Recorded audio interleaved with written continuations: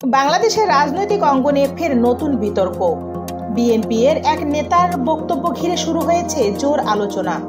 Vote নির্বাচন এবং সম্ভাব্য কৌশল নিয়ে তার পরামর্শ এখন ভাইরাল।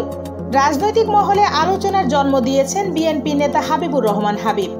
সম্প্রতি তিনি এক বক্তব্যে বলেছেন, বাইরে কেউ দাঁড়িপাল্লাতে ভোট দেওয়ার কথা বলে সেখান থেকে সুস্থ হয়ে বাড়িতে ফিরে আসবেন বিএনপি নেতা কর্মীদের কাছ থেকে, আমার তো সেটা মনে হয় না।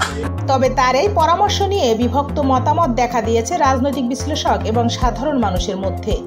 অনেকে মনে করছেন এটি আসন্ন নির্বাচনে এক ধরনের কৌশলগত ইঙ্গিত, আবার কেউ কেউ বলছেন এটি দ্বৈত খেলা বা ডুয়েল গেমের অংশ নয়তো, যেখানে সরাসরি মাঠে না নেমে অন্যদের দিয়ে খেলা চালানো হচ্ছে।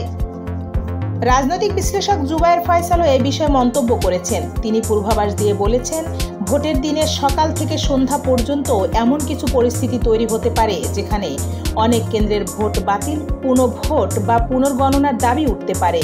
এর ফলে নির্বাচনের ফলাফল নিয়ে বড় ধরনের অস্থিরতা তৈরি হওয়ার আশঙ্কা রয়েছে। বক্তব্যটি ভাইরাল হওয়ার পর অনেকে প্রশ্ন তুলেছেন, বিএনপি কি ভোটের আগে জনসমর্থন তৈরির পাশাপাশি প্রশাসনিক চাপে প্রতিপক্ষকে কোণঠাসা করার পরিকল্পনা করছে, নাকি এটি শুধু একটি রাজনৈতিক কৌশল মাত্র? ভোট ঘনিয়ে আসছে, বাড়ছে রাজনৈতিক উত্তাপ। হাবিবুর রহমানের এই বক্তব্য কৌশল, সতর্কতা নাকি অন্য কোনো ইঙ্গিত? শেষ কথা বলবে নির্বাচনের মাঠে আর জনগণের রায়ে। এভাবেই দেশের রাজনীতি, অর্থনীতি আর প্রবাস সব ধরনের খবরের আপডেট নিয়ে থাকুন বিআইএম নিউজের সাথে। সত্যের পথে, নিরপেক্ষ সংবাদে আমরা আছি আপনার পাশে। দেখা হবে পরবর্তী নতুন কোনো ভিডিওতে। ততক্ষণ ভালো থাকুন, সুন্দর থাকুন, নিরাপদে থাকুন। ধন্যবাদ।